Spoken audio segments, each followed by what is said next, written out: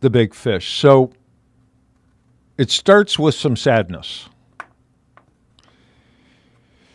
In the latter part of 1968, and I talked about this guy a little bit last week when I talked about the father wound and absent father, absent leadership. I talked about my Uncle Robert, my dad's brother. My Uncle Robert had married and had some kids, and he had two boys, and both these boys, I think they were 18 and 19 or 19 and 20.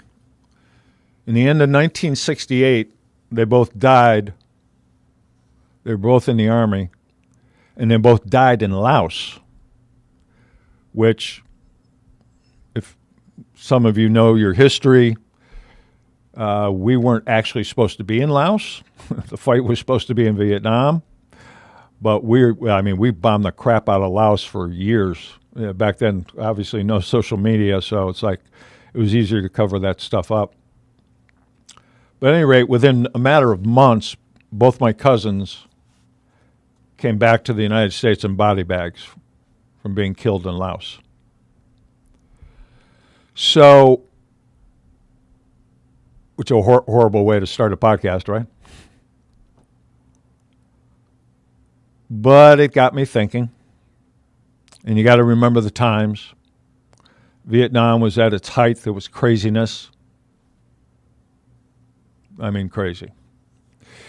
And the draft lottery started, I believe, in 1969. And what they did was they took your birthday, and that was your number. So that kind of jimmied the opportunity, the chance that you would get drafted. So I'm pretty sure you guys can check that, Google me on that, but I'm pretty sure the first draft lottery was in 1969. Well, in 1970, in July 1970, I graduated from high school and I went right to college. I went to Ohio University in Athens, Ohio. I went there to walk on as a football player. In high school, I was, here we go, glory days, right?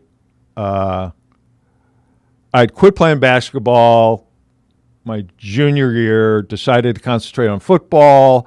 I'd been sent to a couple places, invited there for a potential scholarship to play football. I was a wide receiver, yada, yada, yada. My senior in high school, I decided, brilliant idea, to buy a motorcycle.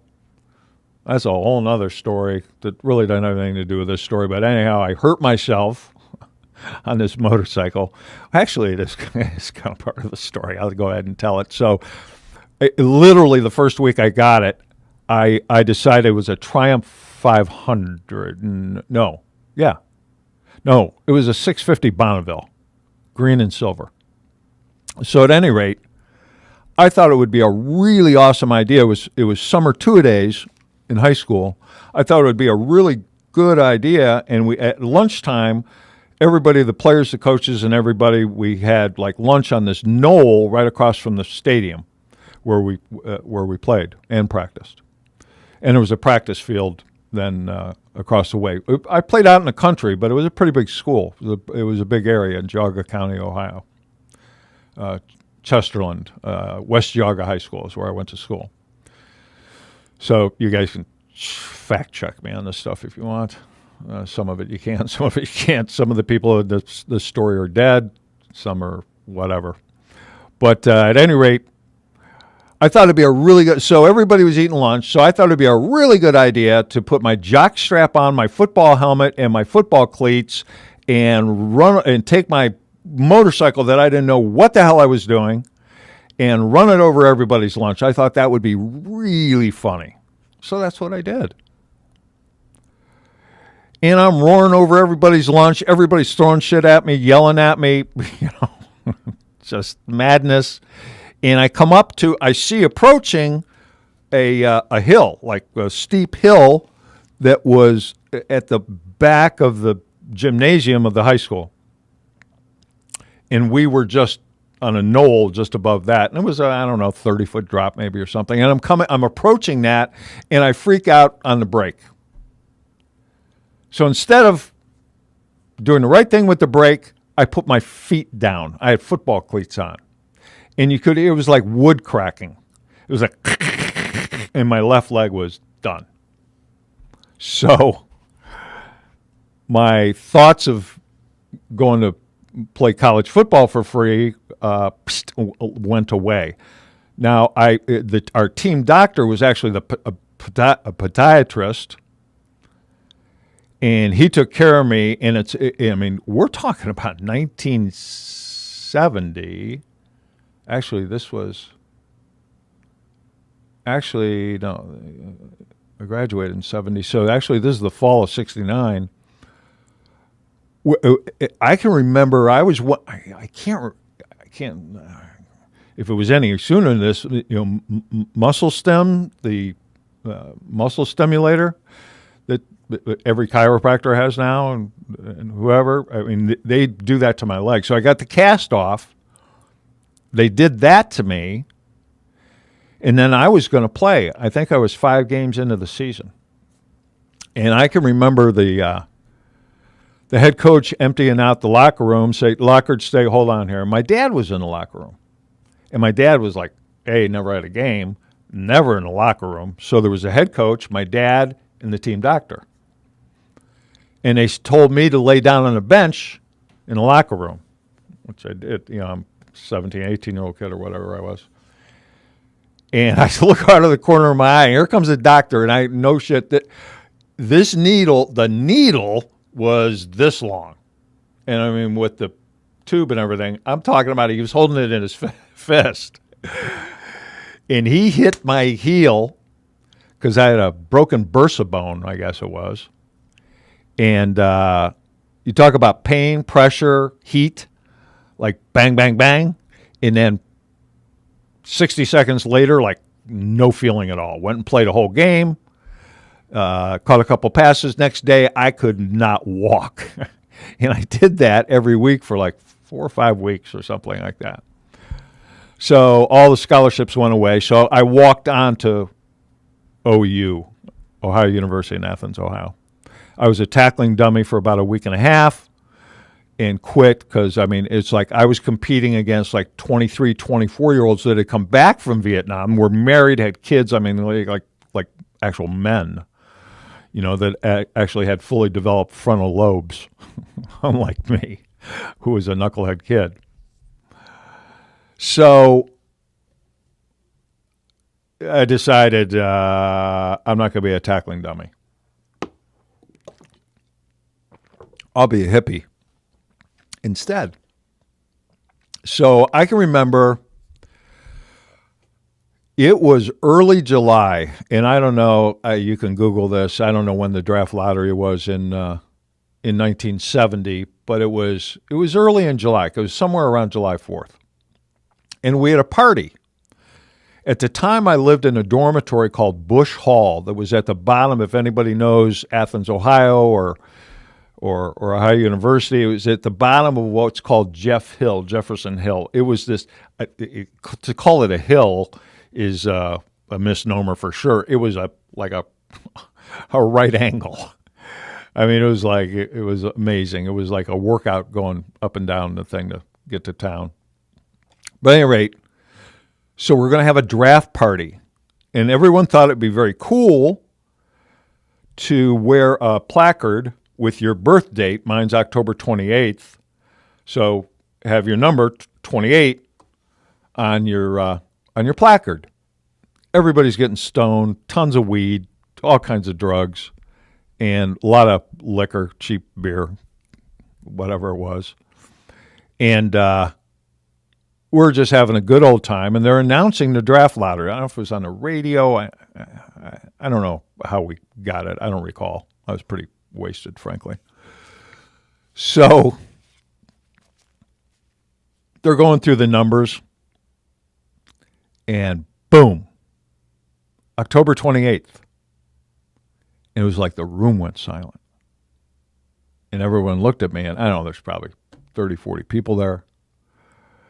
all wasted. And it was like, oh, shit. I just got drafted to go to Vietnam. My cousins have been killed there. It was like, wow. It kind of brought down the tone of the party a bit. So fast forward to after that, I just partied. I mean, partied. I partied so much. I remember one time I was uptown. I walk into a bar, and I run into this guy that I went to high school with that I didn't know went to Ohio University. It's a big school. I didn't know he was going there. I run into him at a bar, and he goes, "Hey, dude, what's up?" And I say, "Hey, dude." He said, "Hey, so-and-so calls your name every day in journalism." The professor. I said, "Journalism?" So, yeah, he calls your name every day. I said, "Seriously? Did I sign up for a class and forgot and didn't go?" So I go back to my room, go through my papers, and sure enough, sorry, Mom and Dad, because they actually paid for that for a few quarters there. I took a class, never went, forgot, didn't go. So I walk in, it's the end of the quarter.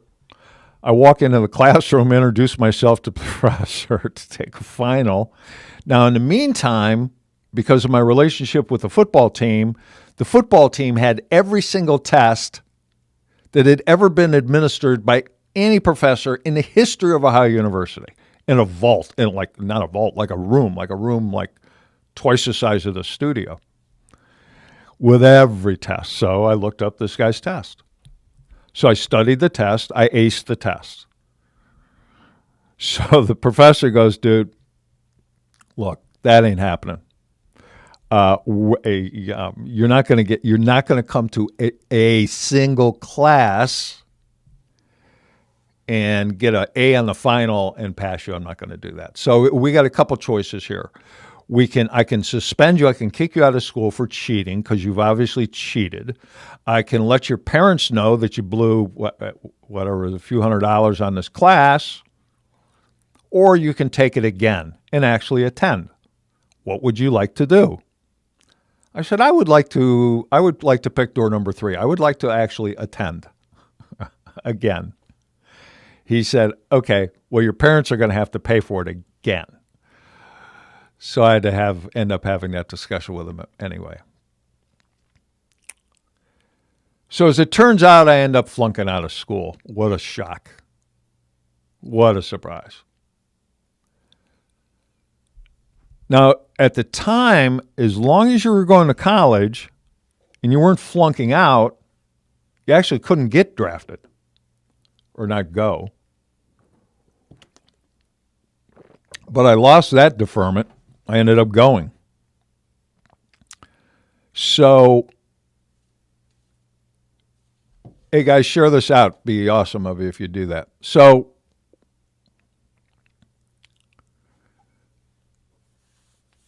I get my notice to go to the draft board to do my testing for the draft. So, and I don't know those of you guys that have been out there that have ever had to do this, but it's an interesting day. There's a bunch of guys, all basically the same age. At that time, I don't think there were a lot of volunteers there. I think they had probably most of them had all been drafted. But at any rate, you got to take this test. One of the tests was a hearing test, and they put a beeper, like a knob in both hands. And when you hear a beep in your right ear, you get the right side, left side, and so on and so forth. And I'm just sitting there just beeping away. Just da-da-da-da-da-da. I'm going to flunk this because I'm going to get out of this. I ain't going to Vietnam. Oh, crap. Let me back you up to the night before. So the night before, my best pals, Lenny Grill, may you rest in peace, the Goose, we called him, and Mike Gary and I think maybe John Muelling, not sure, went to, and it's still around, the Cleveland Agora. It's in downtown Cleveland. and got wasted. And so we were at the top of a hill somewhere. We drove somewhere, and Lenny, the goose, he had a trick knee, bad knee. Great athlete, amazing athlete. So I can remember clearly the way we were going to get him out of the draft was we put his knee on the bumper of a car and jumped on his knee to try to dislocate his knee and jam up his knee, which we did, and it worked. He got out. I was going to do that, and I chickened out. It was like, shit, that looks painful. I'm not going to do that. I'm not going to do that.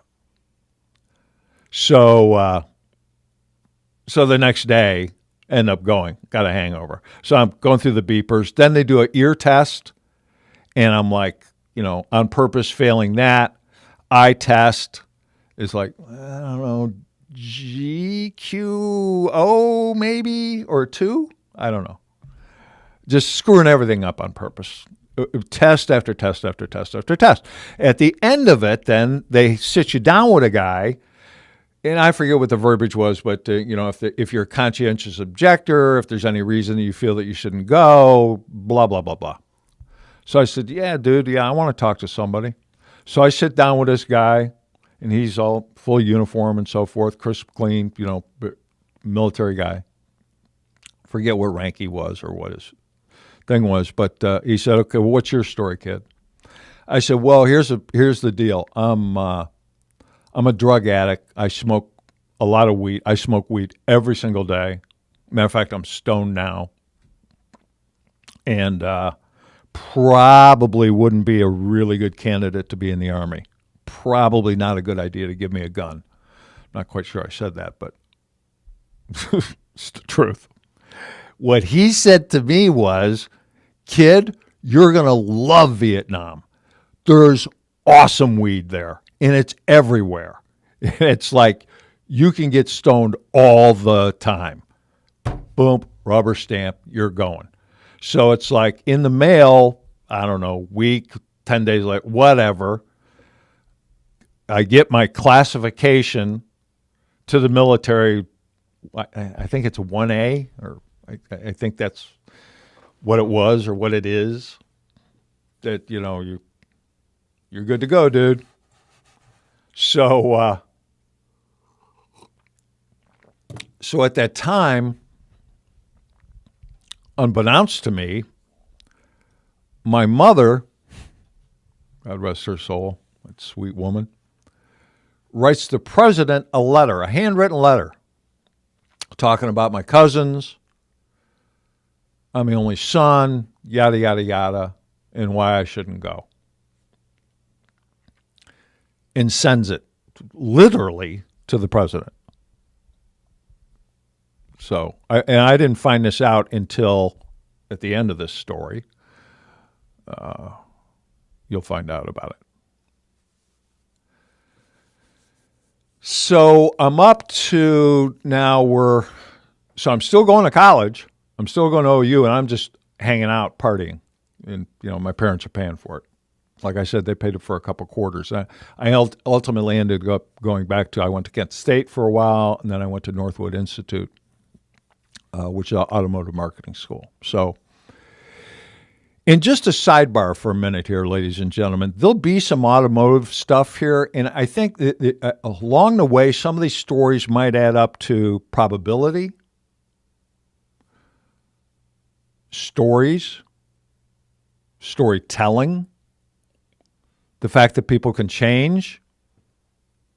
Should probably give people a shot, regardless of their background. Maybe we'll weave some of that stuff in. Maybe you'll see it. Maybe you'll hear it. Don't know. We'll see.